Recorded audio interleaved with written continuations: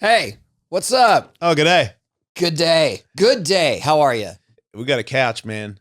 We got a couch. We Yeah. got. Is this the first couch show? I think it is. Didn't we? Were we in here We did a before? read on Oh, the we're doing couch, reads. but we didn't do a show. We have a coffee That table. makes no too. sense. Oh, Why this don't we come here and do a read, not a show? I I just feel like I haven't sat here yet. I don't like my microphone. can't keep track. I cannot keep track. It's all a blur, isn't it? Yeah, the last months. I know. It just. I don't know.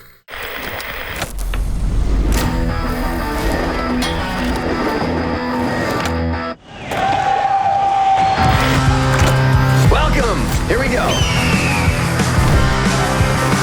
And I'm not Tony Hawk.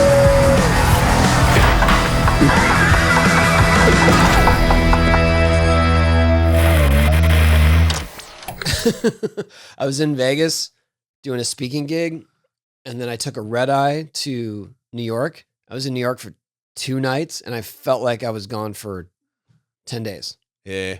But you went to a birthday party. I did. Yeah. So that was not helpful to No. to my core memories. No. Is it difficult to enjoy parties Is it difficult to enjoy parties? now that you're older and more responsible? No, it's more like you're in it and you're having fun in conversation, but at some point you're just sort of an observer. Why though? Because you don't continue You to don't drink. continue to, and then you start to see everyone getting sloppy, Yes. slurring, and Yes. it's kind of like, oh, I know what I remember those days. Right. But everyone was much younger than us, so Okay. it made sense. It's not like they're not all in their 50s getting sloppy. Did it make you feel like, man, I wish I was young again? Or did No. it make you go, wow, No, not at all. right? No, Because yeah. they were a mess, right? Yeah, and it's just like what is the goal? Yeah. And where does this end? Why don't we have that programmed when we're young? Like what you just said right then, I could have saved myself. I have no Yeah. idea what a Yeah. person I could have been. What is if I had said, what is the end goal here, Jason? If you do that, what's going to happen after Yeah, that? I never said that. What's in it for the long term? Yeah. I never asked myself that. It's not even that we're asking ourselves. We're just tired. You know what I mean? Like No. that is such a huge aspect of it. I know. And we value our sleep so much now. I mean, it is like it definitely your biology changes. I hate it. But it's also like when you have kids and you're expected to get up early with them, get them off to school and whatever, that just becomes so disciplined that it becomes your schedule. Yeah. And at some point when you're older and you have kids, you know, you're like, oh, kids are like finally taken care of. Let's go watch a movie. Yeah. I feel like my kids are older and really kind of on a mission to do it themselves. So I almost have to interject to be a part of their lives. Like I'm like, does anybody need anything? And they're Oh like, yeah. no. Well, we have yes. Yes, we you have a range of children. Diverse mix. So there are the kids of that age where we are trying to stay connected. Yes, right. They live out of town. They're Yeah. doing their thing, and it's like, how was your weekend? Yeah. How's it going? Yeah. That's kind of, And it feels distant. I mean, just Yeah. their communication feels distant. I agree. I And feel they're like not. I'm- Let's just put it this way: they're not in a hurry to answer back. No. No, and I think it's a part of the thankless father Oh, yeah, job, but yeah. you're used to it. I'm not complaining about it. I don't even complain about it to myself. I don't go, man, I wish they'd pay attention. I'm like, it's your lot, it's your time. You know what I mean? Yeah, It's like yeah. that. Do you want to come here today? Nah. I'm like, okay. And he's like, I don't want to like let you down. I'm like, you're not letting me down, dude. Yeah. Like if you don't want to go, he's like, I just end up like hanging out by Hey. myself. You should feel lucky you get an answer. Right. Because half the time I don't get an answer. Right. I'm like, I did send this to all of our kids. Do you want to do this thing? Like go to this place, do this thing. Something The craziest cool. thing is And with it's for this sure- dad, whatever the text is of do you want to do this thing, you all want to do it. You would all want to do it. Yeah. And they're like, man. Something cool. I'm like, and then man. it's like, just trying to get an answer here. Yeah. Yeah. Do you want to go on a surfing trip completely paid for? Meh. Even though you love surfing, you're still like, meh. The last one was going to Nintendo Land. Nintendo Land. There's a Wait. Universal has opened Nintendo Land. Oh. Is it good? with like a Mario Kart ride. Is that good? I'm going to find out. Oh, you haven't gone, right? But you're about to go, and you will I'm be in about the to Mario go. Kart. I presume. You're a fun dad. I think that's cool, man. Oh, I'm excited. I'm as excited as they are. Which is really cool. Yeah. Yeah. Yeah, I feel like But Tiger- what I was saying, I didn't get immediate answers on that. I was like, yeah, that's if you had asked me, I remember playing Mario Kart with each of you yes, for hours. yeah, don't deny that you want to go. Stop acting cool and come with your dad to the fun zone. That was like a rite of passage for all of our kids. Yeah. At some point, you're teaching them, and then when they get a certain age, they just blow by you. Yeah. I was like, oh wait, how did you get better than me? That's not cool. No. It's like that. Yeah, my son wanted to go with his friends yesterday, and we had a day to hang out, just us. And he's like, Dad, can I go with my friends? And I was like, yep. I know. Like, it was a bunch of other words that I had, but I was like, right. And then I remember watching him get in the Uber and go, and I was like, I'm sad that you're leaving, but I know that you're going in an Uber to see your friends on the weekend. And that's your time, man. Like, that's like, you're not cool. That's Dad. why I'm always trying to get my kids out of town. Right, because once you've got them, because then they can't leave you. The captive audience, exactly. Yeah, that's exactly it. Yeah. So I strive. I go to great lengths to make trips happen that are out of town. Right, that's a good idea. You're we very actually had a whole trip trip planned, and then when my surgery got scheduled for my second surgery, it was too close to the time of the trip that I had booked so far in advance. Oh. And I just had to cancel everything. Oh, it's all your fault. I guess. Yeah. It's my fault for skating. I'm just saying. Screwing up my leg. I'm just saying. You planned the trip and then you canceled the trip. You ruined it. Yeah, I guess.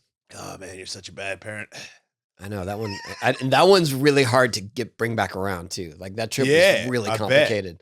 And everyone's got crazy schedules. And it was like, Yeah.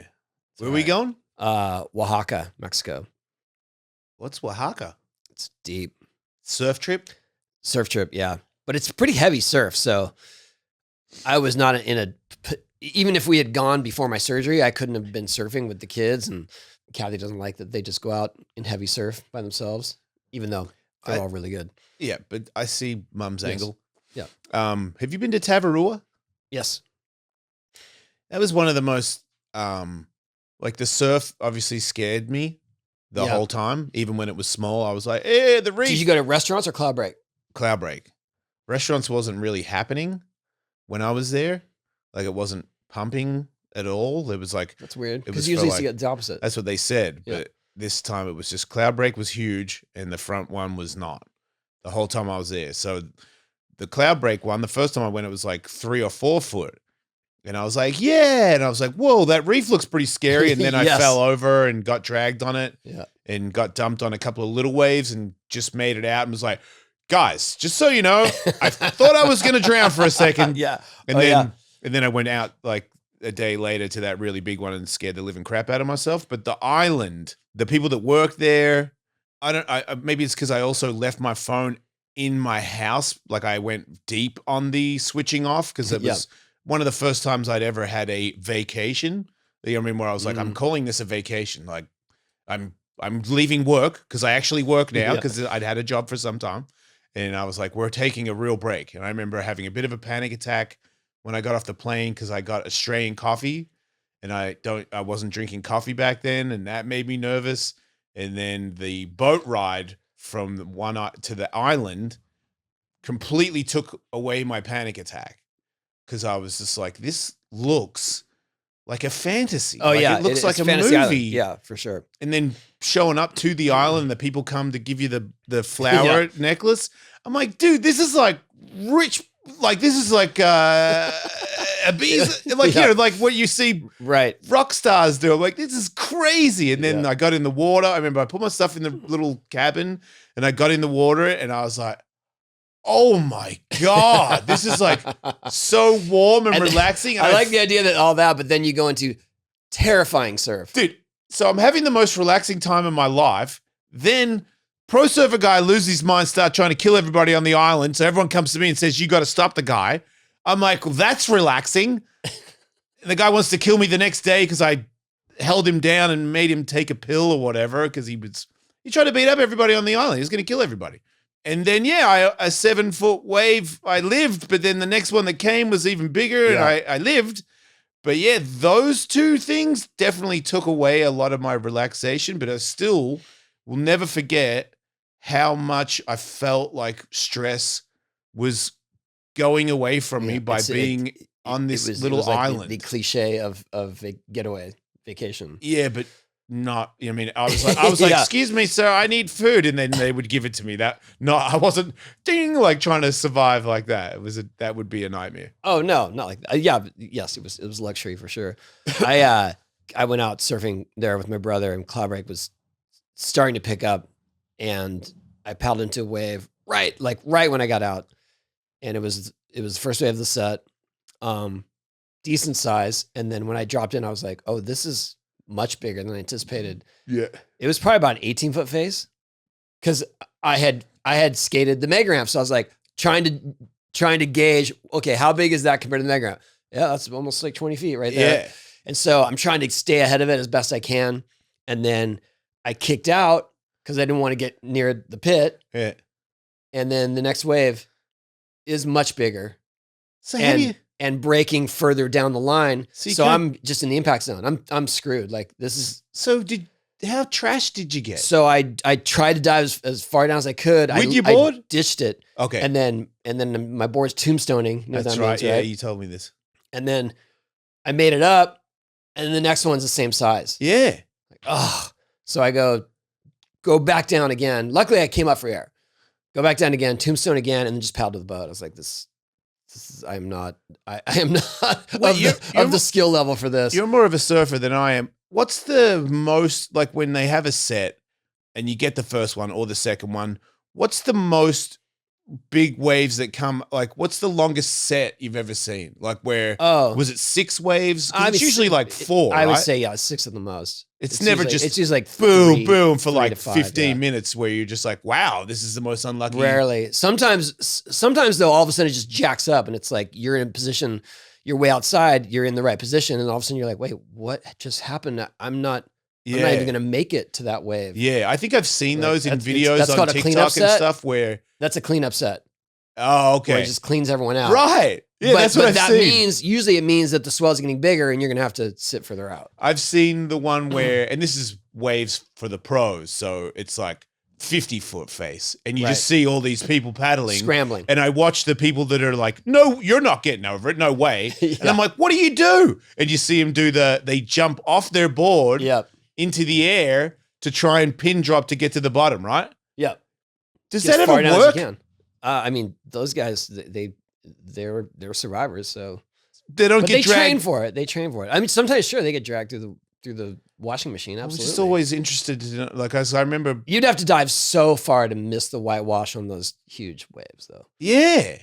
Can you hold the reef, or is that a thing you would not do? No, you would not do that.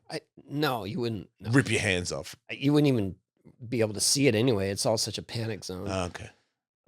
But that same trip, I surfed restaurants with my brother because we were watching it and we were like, oh, it's clean. It's good. And then I'll never forget the dude in the island was like, yeah, the wind's kind of picking up. I don't know. And so my brother was like, nah, let's just go. So we go. And by the time we get out there, it's super choppy, unpredictable. We can't it's just stormy. Yeah. And we're trying to find the right position to be in, but then there'll just be like a face that jacks up because the wind kicks it up. No. So I took one wave, got too far behind it, tried to dive over it. The tide was changing, it was getting lower. Then I just got dragged across the reef on my back. Yeah. Like bloody back. Yeah. And then I just paddled back and that's restaurants, long paddle if you're trying to get back. Some people take the boat, but I just paddled back, blood trailing me. And then I got sea lice.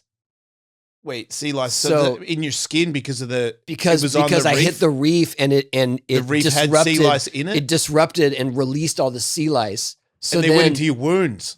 Not to my, mostly to my like all my back and my ass. Oh. So I have like a crazy allergic reaction. Just I can't sit down. You got rashy butt? Oh, like welts, just crazy. It was crazy. It was How like long does it take for that to go down? I took 2 Benadryl and just kind of waited, and it finally went away. Man. But it was not pleasant. Yeah, I love that place and I want to go again. Yeah. But I know if I go, you can't go there and not surf. Yeah. And there's not one wave there that's like, wee. It's especially at my level. You're like, dude, one mistake and you're gonna, this is a story for your life. Yeah. Oh, and at Cloudbreak, if you get caught inside, you're just getting dragged through a football field. Yeah, that's a really long reef. way. Yeah, that one's, I mean, and getting back, you can't walk, you can, but walking back is just going to chew up your feet. It's rough. And your feet are going to be shredded. We went on another trip with all of our kids, at another part of Fiji, and there wasn't really surf on the island we were staying at. So we asked if we could get a boat and go try to find some surf. And the boat driver was clearly, a little more cavalier than we were. Yeah. It's like, oh yeah, there's right there. And then we're looking at it, we're like, yeah, okay, yeah, I guess so. You know, it was kind of sucking up. So it looked like it was low tide, which makes it more hollow. Okay. And then from the boat, it looked manageable. So we go paddle out and realize it's way bigger than we thought. Yeah. And Riley tried to drop in on one and just took it in the head and went like, just disappeared and then came up scrambling out of the whitewater. And it was, who else was there? Miles and Calvin. And we were considering catching waves. And then we just looked at it. We're like, there's no way. We're not qualified for this. It's like a high level one and gigantic. High level, super fast takeoff, super steep. Immediately you're in a barrel. Do you think he took you there so that he could watch you all slam? No, there was no surf. It was like, that was the only place that looked like it could have, and he was right. Yeah. But it was super messy and just, black diamonds. So we just got back in the boat and he drove us to another break and we were just like, so we just went home. Right. We're like, I guess we're not surfing this trip. I think I'd be okay with that.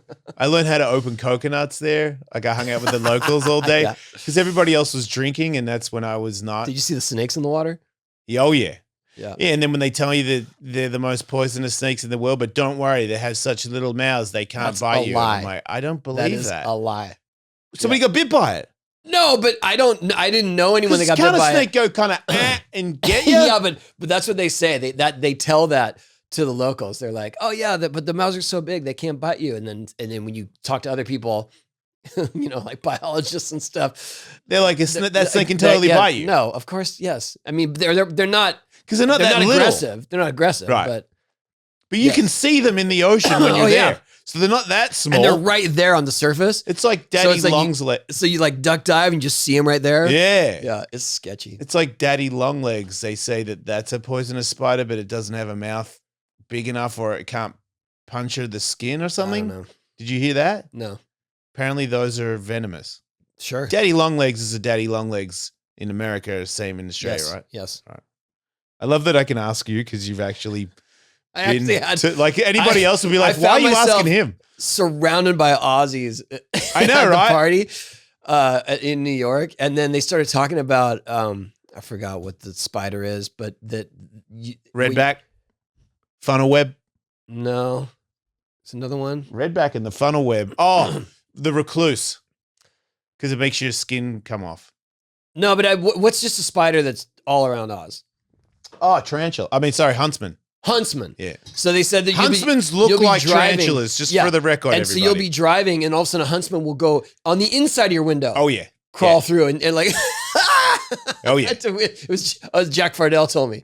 Okay. He said he actually almost got in a wreck because he was just like, pulled over. Yeah, even when you know that they're not poisonous and they run across your leg and you're driving a car... I don't know who. I've never seen anyone go, oh, mate, huntsman.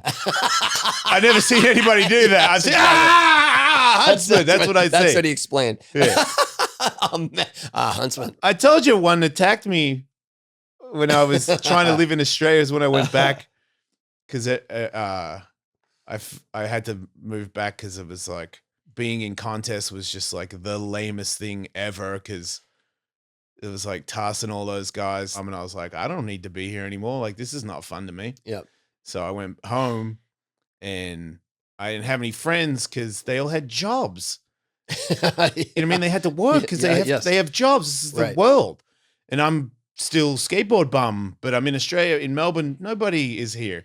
The only other guy he got deported for smuggling heroin or something. So he was not the greatest guy to hang out with because he was like real dark. So it was kind of skate by myself or not at all. And I'd try to hang out with people during the day and nobody would be there. So one friend who lived with a bunch of dudes, real dude, trashed house, bongs everywhere, like steaming pile. And he would let me hang out there all day. So I would hang out until he'd get back from work. Yeah. So I'm there and I got this hideous mull bong that he used and it doesn't change the water. This is life. And I'm doing mull bongs, watching the 3 channels that is on television in Australia. I think people have cable there now, but not when I was growing up. So I'm watching TV, bored as hell. And I just see in my peripherals, I'm watching TV and I see hairy fingers on my crutch. No way. Yeah, dude. And I'm looking at the TV and I go, you can't feel it? I go, nah, I can't because I got jeans on. I just see like fingers. Oh my God. And I look down and it's a huntsman coming up from under my groin up onto my package. And I remember like total shock. Like I was like, I'm going into shock. But I can't let it stay on my dick. I gotta do something. So I muster up the confidence to place my hand on the spot. I touched it, dude. You didn't swat at it? No, I had to, because it was in here. Oh my God. So I had to get it, like that. I sort of went, and jumped up and ripped my clothes off and ran out of the house. And by the time I was ripping my pants off, so I was just in my underwear, and his neighbor was like hosing the garden. And I just came out going, pull all my clothes off. And I turn around and look at the guy and I'm like, hey. He's like, then back into the house. He wasn't like, huntsman. No, he wasn't. No, I think he just thought those guys do too many drugs. yeah, that's true. But I've never been cool with a huntsman. I'd like to act like that, especially in front of Americans. Mate, they're not even poisonous. But I'm not grabbing it. No. They got stingers. Like it just seems like a bad time. Got bit by a tarantula. You're not going to befriend one. You did? Yeah, for the radio show. Oh, so how do you? I got bit by everything. So did you provoke it? No, they had one that was super angry. Oh, to the point where he's in the container, and if you put your hand near the container, I see. He tries to fight you through the glass. Right. So as soon as you put your hand in there, you're getting like bit. As your hand starts to go in there, he starts like dude, setting up his foot for the jump. You're like, dude, there's no way he's not gonna do it. So it's more like and then you feel it, and it's really not that bad because he just has like a little pricker. Yeah. So it's not like, the unbelievable pain. It's more this big hairy spider is aggressive at me. Yeah. But afterwards, his butt touched me, and his bristly butt put little prickles in me. It's like fiberglass. So it's like itchy for a while afterwards. But it didn't swell up that much? Nah, not at all. Oh. Scorpions. I think you're going to tell me that after the fact you went into shock. And not even bad at all. Wow. Same with snakes. Everybody that bit me on the show that's scary, they don't come with that much pain. It's more the vibe because they look so angry. And, snakes, you can't like see what they're thinking. You're like, dude, you just look suspect. Riley, when he was younger, was skating in the backyard.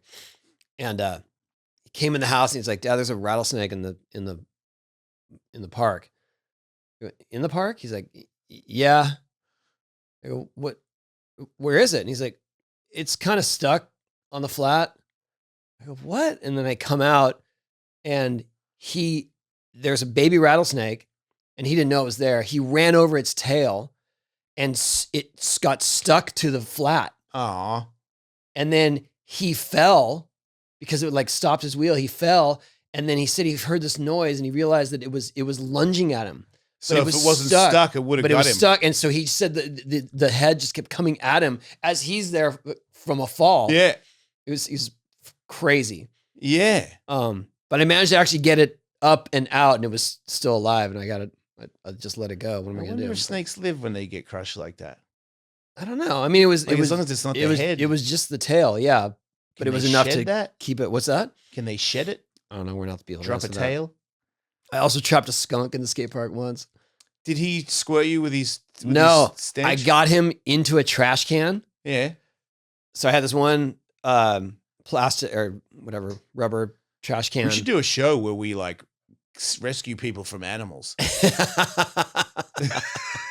Show up with the truck with all the little cages. We also trapped a possum. Dang, dude, who haven't you trapped? But you're saying the skunk didn't squirt any nectar? The skunk? No, I got it. I was super careful, and I got it into this trash can. Like I put it over the top, but he didn't freak out. And then I turned it sideways and got him to crawl in it. And then I got the lid on it. And then I just kind of gently walked it to my car and just drove it away. You put it in your car? Yeah. And it didn't do a squirty thing? Didn't, Dude, you put it in your car. You are a maniac. What if you had a ponged one? What? Ponged one. What's I don't know, dude.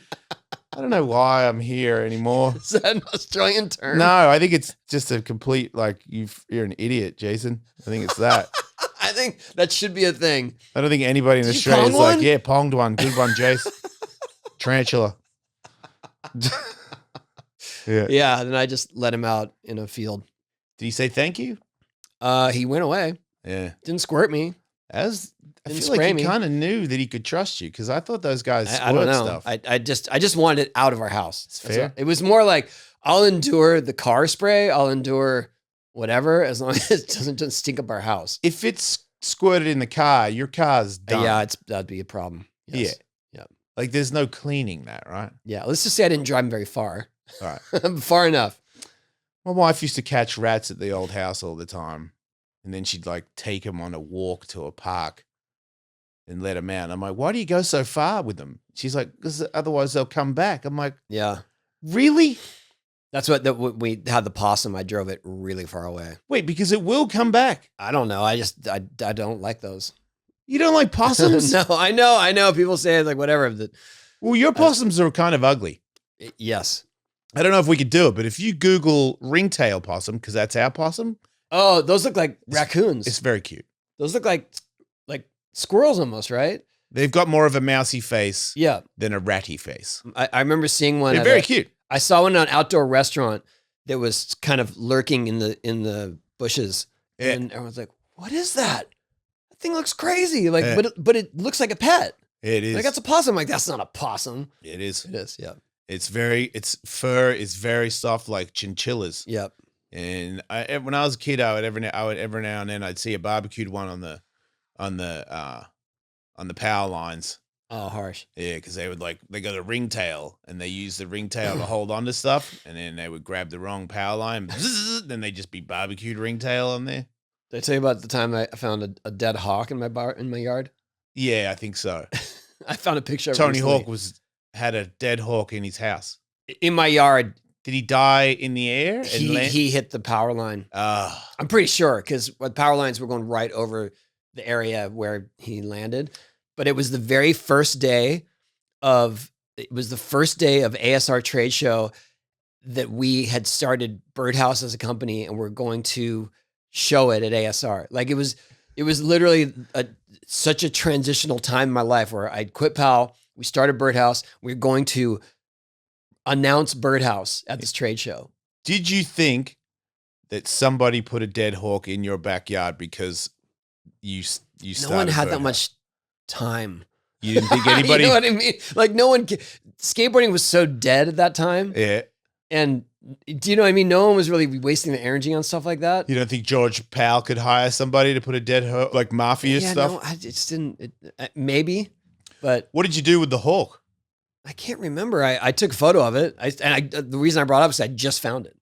I'll put it on here. Okay. I just found the photo of that. Like it was on his back, just a huge wingspan. Yeah.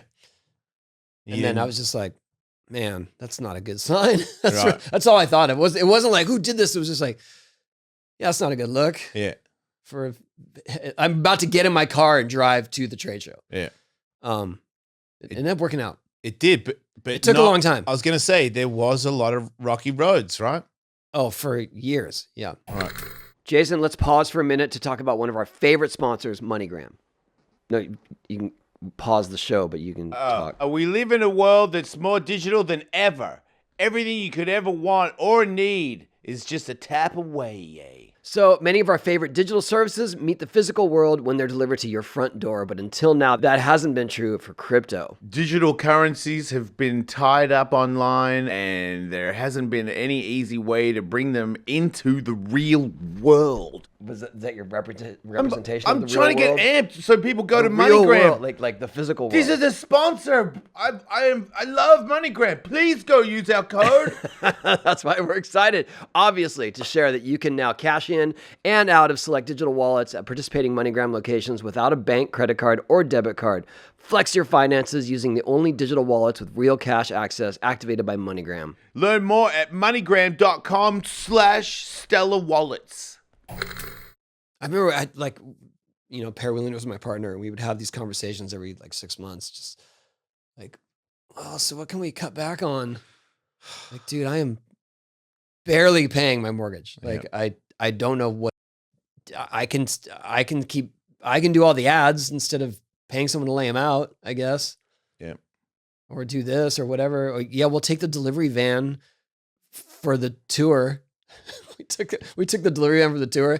It just crapped out by the end of the tour. Didn't even make it back to California. How old was the van? It was one of those early 80s Toyota vans that was already had hundreds of thousand miles on it. Okay. It was a mess. I'm just thinking about all this stuff. What's that? Just got to keep going. That's all. Yeah, just keep That's going. what I'm taking from this story. It did make it. It made it to the last demo stop. All right. So it did its job. That. Yeah. Wait, so you made it to the demo and then you got in it to drive and it was like, nah, mate. We only took it. We're taking. You got. It was. I think it was on the way home, but the last demo was, I think, in Phoenix or something. So we still had a 6-hour drive, and then at some point it was like, no, it's not going to make it. Like on the freeway, or did you pull off? I can't remember exactly. I want to say we might have made it to Riverside County area and just got someone to pick us up. What's the longest tour you've been on with the smallest traveling space? Oh, those ones for sure. Okay, those were 5 and 6 week tours. Pretty much demos every day, if not just driving all day to get to the next one, and 6 dudes. And these are street demos usually, right? Oh yeah. I was watching some video. Some skate parks. Maybe you posted it, but of you doing a bunch of rails and jumping off stuff, and I was just like, God. Oh yeah. You're not spring chicken in that either. And I'm like, dude, you're in a van with 20-year-olds just leaping off stuff. I'm like, even when you make it, it hurts. and hurt to watch. I was like the father figure to the whole thing. I had to set it up. I had to get the rooms. I had to get the schedule. I had to do most of the driving, and then just to show up all right, jump off this. Do you not look back at that and go, hell yeah, right now? Hell yeah. I don't. It just that was hard. I think it's more that when I look at those, especially all that demo footage, I look at how I never phoned it in. No, not once. I was always trying to do every single thing, and I can't believe I made it through all those years. Yeah, because there was one tour where I rolled my ankle super bad on some box on a super rough asphalt parking lot, it was, it's hot and sticky. Yeah. And then I landed something, my ankle rolled. It was oh, and then 2 nights later, all dudes want to go out street skating, get footage. So I'm out with them, whatever. And then we're skating from one place to the next. There's a set of 3 stairs, and I'm trying to skate backwards because it's my front ankle that hurts so bad. So then I go, I'll just do a little switch ollie down these stairs. Foot comes off, rolled the other one worse. And now both ankles are this big. It was insane. Yeah. And just the show goes on. Demo next day. Demos the next day. No, demos all week. I literally missed, I'm not kidding, on tour of all the POW tours, Birdhouse tours. I missed one demo while on the tour from being hurt. What one was that? In France. I rolled my ankle super bad I think it was in Lyon, doing a no slide down a handrail, like in the demo. Foot went over the nose. Just, I don't care who you are or what you. Just saying you did a nose slide down a handrail. It's like it's just painful. Hellacious. And then it hurt so bad. I mean, I had never rolled it like that, so I was like, oh, I broke my ankle. So then they take me to the doctor. Everything's lost in translation. Our distributor barely speaks English anyway, so he's trying to talk to them in French. And luckily, I took 2 years of French, so I can get enough of what the doctor's saying. Yeah. And I did understand when he said, "No, you didn't break it." Okay. Yeah. And I was like, "What? I didn't break it. Like I can't." Had you been around the block enough to know that when you sprain your ankle and it doesn't break, sometimes that's worse than breaking your ankle? Oh, well, I've learned that through all the years. Right. Yeah. So then we go, and there was one demo after that. I can't even remember, some crazy concrete bowl in the south of France. Someone out there probably knows what it is. And that was the first time that I had ever been to a demo and not been able to skate. And I just wandered around and like shot videos and stuff. Yeah. So we are skating there, all the guys, and it was one of the bigger demos of the crowd. And I show up and I'm just limping, and everyone's like, "Oh, can't skate." But I remember so vividly, because it was like the one time I really couldn't skate. And then I think it was the very last, we were almost to the end of the trip, and there was a demo in Biarritz, where they put, Biarritz, the beach town, south of France, near Hossegor. It's like I don't want to say the Malibu. It's like the La Jolla of France. Sounds cool. Right? Where there's all these restaurants and stuff, and it's a beach town. And then they put a ramp up on the boardwalk of the beach. So I was like, got to do it. Got to skate. And that was like 2 days after it. Maybe 3 days after, yeah. I couldn't get, when you have to maneuver your shoe onto your foot so that the swelling just kind of spills over the top of it. Yeah. It was like that. Did you tape it? No, I didn't. Wow. I didn't have the resources. I remember there was a couple of mega ramp contests where I landed low and like blew out my legs, and I was so sore I could barely walk, and I go back to the room, and I had a cooler, and I put my legs in the ice cooler and then ice packs on my knees, and I wake up in the morning, and I had real intentions of doing well. So I was like pretty focused, and I wake up and I could barely walk. And then I'd go to see these medical people every morning before I skated, and they would do all this tape and all these stretches and all this ice. And I'd be like so sore and run down. And I just remember like limping to the elevator and going, "What are you doing? Why?" And then I'm already in that mindset, and then pulling out too far again. No. And falling and just being like, like, when you're already, remember when it was at this moment. Remember in who's the guy, Pet Detective guy, where he gets hit with the spears in both legs, and he's like, oh, that's what I felt like I was just looking down going, oh, like these are no longer legs. And it's like, yeah, well, you haven't qualified yet. And I'm like, cool. Like, I wonder why I got into drinking and stuff.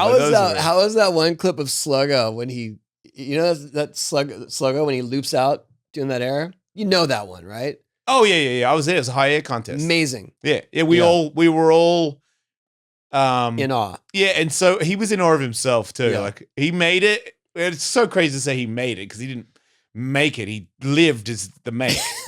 Because at one point he dipped a little bit right when he took off, it was going to be the 10-footer. He was going 10 foot, and it tilted right when he took off, and his feet went over his head, and then he made the decision to tuck his knees, grab on, and do a front flip, and then land. We'll find that, because his face is like, "I'm alive," and we were all like, "No, you're alive!" And everyone rushes him. But I remember this. Yeah. The Sluggo. You know what I mean? Am I not the greatest athlete of our time? Are you not entertained? Yeah, seriously. But we were. I was. I mean, I've never seen anyone get out of a that was situation like that sensational before. acrobatics. That was, yeah. Yeah. Yeah, because he was a gymnast. He was the best in Canada.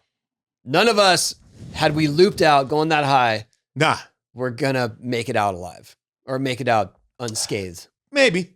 I'm not saying it wouldn't have looked as good, but true. yeah, because I did that the other day here. I tried at 540 and I looped out on the way up and span a 900. Oh, that's Bucky right. saw it. Like I did a 540 and I was still going up and I was like, I am not prepared to do this many rotations in the air. I found recently pictures of my like one picture where I can tell what it is. A picture of my first 900 attempt in Bourges, France in 1987. Did you go round? No. I got to basically 720 and then wouldn't make my body commit to the rest of it and then just kind of opened up and fell on my back. I did that twice and I was like, forget it.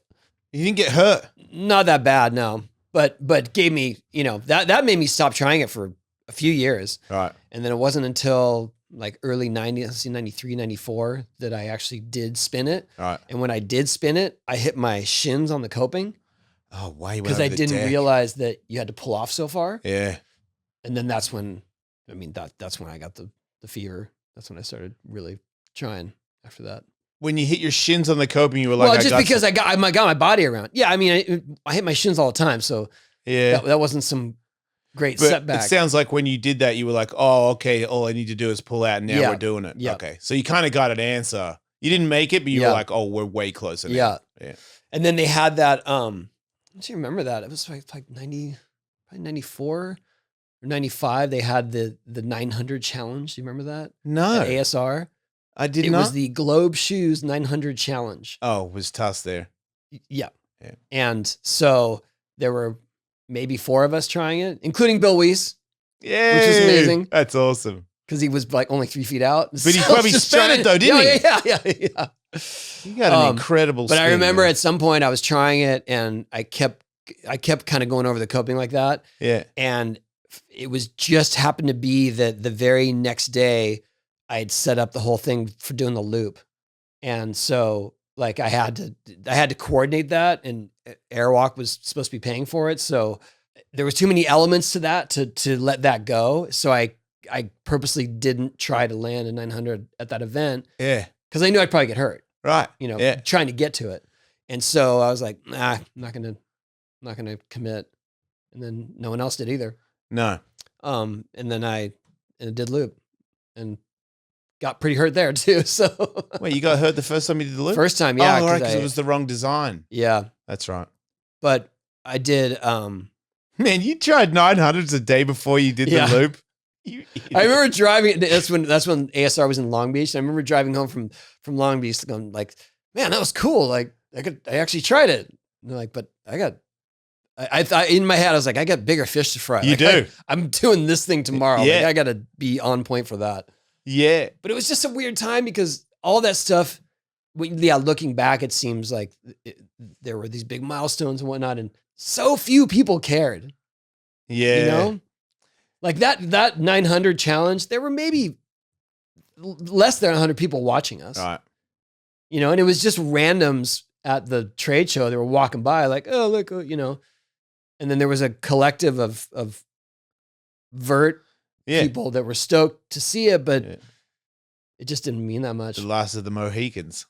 But it's funny how much importance people like to put on all that, where you're like, you have no idea. No one really I was going to say, cared. There would only be 20 people that really would have understood that. Yeah. And that means the 20 people that are either can spin it or if they really tried could probably get one around. And I remember there was an article, I want to say it was in Transworld, where it was an article about the trick being impossible. Oh, yeah? Yeah, and it was a sequence of Sluggo because he was getting close. Yeah. Or he was getting the closest at the time. Sequence of Sluggo, like, coming around and getting his board on the wall. And his quote was, "It can't be done." Well, he answered his question then, didn't he? I wish I could have done that trick. But yeah, the amount of pain. I was just stoked that I found that photo because I remember I always think back in my head, like, man, I remember first trying it there in Bourges, and there's no way there's no evidence of that, obviously, because no one was shooting video, and then there was this one dude that was shooting photos. You're making me realize that the first time I ever, because I have to go down a rotation, but spinning a 540 was at Lance's ramp, and I was like, I want to try 540s. And he's like, well, I just span it without the board first. Like, Just jumped off. Yeah, under coping. And I remember trying that, and it just didn't make any sense to me to twirl in the air under the coping. Also, you get no sense of snap or timing. Right. Yeah. Which is half the battle. But I remember thinking, well, you'll never do that because you can't even do a twirly bird level with the coping. Yeah. I was scared to try it again after the first attempt. I was like, that was so bad that I'm going to get hurt. And then, but I would still love to see the video of me like, because the nervousness when I took off, like, just from doing a 540 rotation level with coping, I'm like, you could do a 10-foot aerial, like frontside and backside, but 540, no way. And spinning backside. Yeah, I know. You probably could have posed one frontside. Yeah, I was always real bad at frontside 540s. Okay. That reminds me of I at one point was not riding Bones wheels, and I was riding these other wheels that were super slippery. Fast. Yeah, I know. But super slippery. And I wasn't taking that into consideration when I would be skating. I was like that because thought I was invincible, whatever. And I went up for a 720. I slid out right in the worst time. Right when you're about to take off. Yeah. Right. Which put me over the deck. Oh. And I landed on the deck. On what? On my back and my side with my head hanging off the coping. Oh, wow. I was like, how am I even here? Yeah. Like I couldn't connect it in my head there's no way that's possible. Yeah. And then I'm just laying on the deck. And I remember Andy walking over the deck, and he's like, "You all right?" I'm like, I think so. I'm not riding those wheels ever again. I was going to say, that was my next question. Did you change your wheels? Because that'll do it for me. Yeah, slipping out is not cool. On a sad note, I wanted to talk about, passed away recently. I saw that. And he's so awesome. He's such a good friend to the skate industry, and did you know he was sick? No. Yeah, me neither. He didn't talk about it? No. And I mean, he played that show when the Downhill Jam played. Yeah. Oh yeah. Harshmallow played that in the Casbah. So we're all very sad, and our hearts go out to Gabs and all of his close friends. And I mean, it was so fascinating to see all of the tributes to him, because he touched so many people. Like he was always behind the scenes, but always there. Yep. A big help. Big help. Like yeah. He was always as a foreigner. And a connector to people. Like, oh, you should go check out this dude, or, this band is amazing, or meet this person. And just always doing that in for such everybody. A big way. Yeah. Yep. And he shot a photo of me skating my actual pool in my house that we drained once because it had to be repaired. And I was like, oh, I want to skate. And he's like, I'm coming over. Right. And then he got me fired up to actually get to the top, because my pool is super sketchy, and it's all pebble tech. It's super rough. And he's like, come on, do a grind. I'm like, oh, dude. He's like, I'll shoot it right here. I'm like, okay. And we got it. But he was also just so funny, man. Yeah. I remember this time he used to I loved him, man. He would couch surf endlessly in the 80s. And when I lived in Carlsbad, the house I bought when I was in high school, he would just show up. Yeah. Because there was a couch. Okay. At all hours. Like late at night. Yeah. Well, he didn't party or anything. Like he was straight edge, but he just would, his lifestyle, whatever. He was always going to shows and stuff. So he just would just be at my house. I'd come home in the morning. I'd go downstairs in the morning, and O's on the couch. Did he have a key? No, but it was like 4 skaters that lived in this house. And he would just walk in and go to sleep on your couch. Yeah. And you'd come in the morning and be like, hey, man, that's it. all A the lot time. of times he would have left before I even got up. Do you think would he ever say, "Hey man, I was on your couch last night"? Oh, Or well, he would sometimes stay for days, so it didn't really matter to me.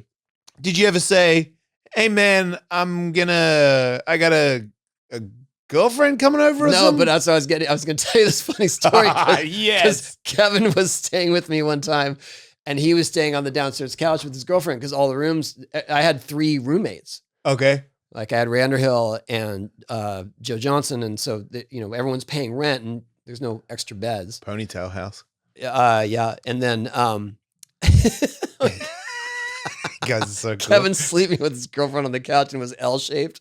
Yeah. And then O just came in. No, not on in the the middle L. of the night. He slept on the L. And then bit? he's like, "Ah," and he doesn't even see there's 2 people. And no, I don't mean, O didn't really, he just did his thing. Yeah. So he couldn't tell there's 2 people. So he just slept on the other side. And they woke up. No, she woke up to him farting. There's a guy on And the then couch. she was horrified. And, Oh, wow. and Kevin's like, "What?" She's like, "That guy's farting." Kevin's like, "Oh, that's just it's all right." Let's just say that the relationship didn't last long. Yeah. But I don't know why. it's a funny story. There's a guy on the couch with his farting. That's all right. He's fine. Is there anybody that you wake up in the morning and who's farting on the couch with you that is fine? Because That's him, yeah. I mean, he was an enigma. Like he was. I have this other funny. he stories. seemed like the kind of person that no one ever got mad at. Like No. I'm trying to see an angle of how you could be mad at. Oh, he's kind of like Bob Burnquist. I mean, if you were uptight and you thought he overstayed his welcome, but if you were uptight, you weren't his friend anyway. Mm-hmm. This other time we were at Olive Garden, and it was in those same days, and we had just finished eating. And the waitress was like, "So, is everything okay?" And he's like, "No, honestly, no. Like that sauce is not good. He got spaghetti or whatever, and he's like, that tomato sauce is not. That's the worst." Yeah. She's like, "Oh, I'm sorry. I'll take it off your bill." He's like, "No, I just want you to know, because if you're here one day and your manager says something like, 'Well, everyone loves our sauce. Our sauce is the best,' you can say, 'No, there was this fat guy in here and he didn't like it at all.'" and she goes, "Oh my God," and just walked away. Like it was too much for her to handle. It was too much. Yeah. And in his in his glory, he's just like, "Yeah, well, Yeah. like I told how it is." I try to help. Yeah. Yeah, exactly. Like he wasn't even trying to make a joke. No. Like that's what was amazing about him. A lot of people were posting that that part with him and Neil and Lance. I think it's from Band This, where they have all the house ramps and they're skating a curb. You don't know what that is? It's just them goofing around in this little section. They're playing music too. They formed the Tita Skates Band. Oh yes, of course. I remember Which that. is one of the best names ever. That's where I met him, through Lance, because Yeah. he'd be like, "Hey, you're staying at Lance's house. Who the hell are you?" I'm like, "Some idiot." Cool. And then was always nice to me from there on out. Like, Yeah. "Jason, you haven't met these guys." Like he did a lot of that for me at the start. Yeah. Because he was kind of the only person that talked in a way that other, like, people that didn't skate, he could have a conversation with them. He had so many funny little isms Right? that were his. I remember at Del Mar, I was skating the half pipe. And that's how far back he got. He was there like since day one. He's on. There's a picture of Henry Rollins singing to the crowd like in the early days, skinhead. I think it's a Glenn Friedman photo. Anyway, you've seen it for sure. Yeah. Like Black Flag, and that's the photo. And if you look just under his microphone, is there. Like amazing. Yeah. But I was skating the half pipe one day at Del Mar. It was super rough, and I fell, and my knee back came down, and just like completely ripped my knee to the white, so it's like not even bleeding. Yeah. And I was like, "Oh," and he looks down, and he goes, "Gouge away." What? Gouge away. It's a Pixie song, but he just said it. It just came off the top of his head, gouge away, like bummer. Yeah, So he's a good dude. yeah, we'll miss him greatly. It's very sad for our community. They're going to do this will have aired, but they're going to do like a pump for O at the pump track, because he liked going there. Yeah. This weekend. Where at? Del Mar, Oh, okay. Carmel Valley. Yeah. There's a pump track there. Yeah. I still haven't ridden one. Really? And as a guy that would actually ride it if we went, it's pretty pathetic. Because every time I see one, I go, "Oh, I would like to pump around that," and I've never been to it.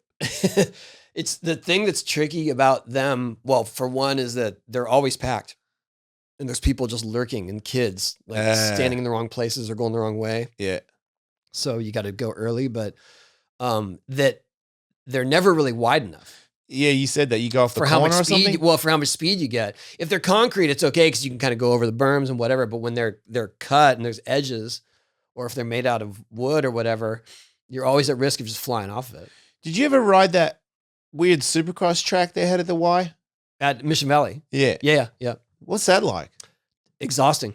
Oh, wait, because of the amount of energy you have to put in to keep your speed. Yeah. And you want to keep your speed because you don't want to case anything. Right, because then you're not going fast at all. You're not going fast, and also if you case it, you're dropping pretty far. You know what I mean? Like it's not like you're doing launching up and you get ejected. Yeah, so you want to land on the downslope. Yeah. But there's a few people that have the thing dialed, and it's amazing. Yeah, because I've seen those people on video, and I'm like, man, that thing looks fun as hell. Yeah, I'd say you go down and around it 3 times. And you gotta take a little breather. Oh, okay. Wait, you can keep going around it. No, I'm saying like you go around it once and then you go back to the top and do it again after. And then by the time you've done that 2 or 3 times, you're like, maybe we're done. Oh, okay. A lot of energy. Yeah, a lot of energy. Yeah. Do you think it'd be better if they had a downhill one? That's a good question. I don't know. I've always imagined a downhill, like, you know how they have border cross for snowboarders, like that. Where it's like they did that a couple. There was some Thrasher event where they did something like that. There was some big wall ride too. That was downhill, but yeah. I've always thought, if you had a downhill that had like real transitions and speed bumps and all that kind of stuff, but you're allowed to knock off the other person. Oh my God! I feel like that's finally I could get a trophy. Have you thought about taking a roller derby, Jason? I have. Have you? Unfortunately, yeah. I was thinking about doing that for my next, instead of boxing, because I'm getting too old to get hit in the face, and I don't want my fans to get hit in the face, what's left of them. So I was thinking about roller derby, but roller derby Ellis style. So, stupid. I think they should do roller skating in the X Games. Bring it back. Oh. Vert roller skating. Yeah, and park. Yeah. Sick. How would a roller skater do in the first McTwist was done on roller skates. Can they carve? They can carve, right? Oh yeah. They do the opposite foot when they thing, go outside. I mean, some don't, but the ones. Isn't it weird that like some roller skaters, like, because I've seen one of those guys where his back foot is pointing the other way. Oh yeah, Brian Wainwright. And then there's dudes where they don't do that at all. Yeah. I'm like, which one was? Because it does seem to have both feet pointing forward, that you could whip out easy. If you look up Fred Blood, who had his own wheels, Blood Wheels, that's what I wrote. That was when I first got sponsored, I was riding his wheels. That's the most unusual human being I've ever seen in skateboarding. Like, I think it was you that posted it. Or I might have even, maybe not, dude. I think I might have discovered him accidentally on YouTube one day and was like, Fred Blood, like glasses. And I'm like, roller skating, but in Del Mar. And I'm like, what is this dude? Like, his name. And he did a McTwist. Like, right, he shredded. In 1980. Wait, so does that mean McGill got the idea from roller skating? Because McGill was at Del Mar. Of course. No, it was Oasis. Oh, okay. Wait, I don't know Oasis. Yeah, and Mike has said that. He's like, oh yeah, I saw Fred Blood doing it. And wow. So sick. Man, come on, Fred Blood. Is he alive? Yeah, I actually. We should interview Fred Blood. I looked him up recently, and he's doing a lot of bike stuff. Like, still mountain bike stuff. Yeah, and I think kind of freestyle BMX type of stuff, but mountain bike too. Yeah, I'm not really sure, but I mean, he would be probably close to 60 now. Right, that's gonna be the oddest. He was like one of the first punkers too that I ever met. That's so confusing. He's a punker, but he decided to roller skate. I mean, yeah. Did he ever skate? I don't know. It was weird because I got on Dogtown, and then I was always hanging out with Mike Smith because Mike Smith was like the Dogtown pro. Yeah. And then we would always be hanging out with Fred Blood because he lived with the Dogtown team manager, Denise. So that was our crew. Yeah. It was us three, Denise, and her Whippet dog. Okay. Like such a freak show. Yeah. And then that was like when we would go to an event or something. That was the crew. Was Mike Smith the coolest vert pro at the time? I thought he was sick. Because he had the sickest technique. Yeah. Like all the little things that he did that I still kind of, I feel like I ripped him off. I mean, think about it. Like he did stuff in such a unique way that it got named after him, even though he wasn't trying to do it differently. Right. Like he did an invert, and the way he twisted it, no one twisted like that. Wait, he wasn't trying to tweak it. It just looked like that. He just did it like that. Yeah. So and he'd do crazy. grinds and drop his rail. Yeah. It's a Smith grind because no one was dropping no one their had rail done like it. that. Yeah. No one had done it like so consistently and just like that. That's him. Right. So it, I remember one time we were at this event at Colton, and Colton had this huge capsule with a giant face wall, like bigger than anything at the time. Is that where Dave Andrek did Method Airs? No, that was Big O. Okay. But this one, they had one part of that had like 5 feet of vert. I don't even know. Okay.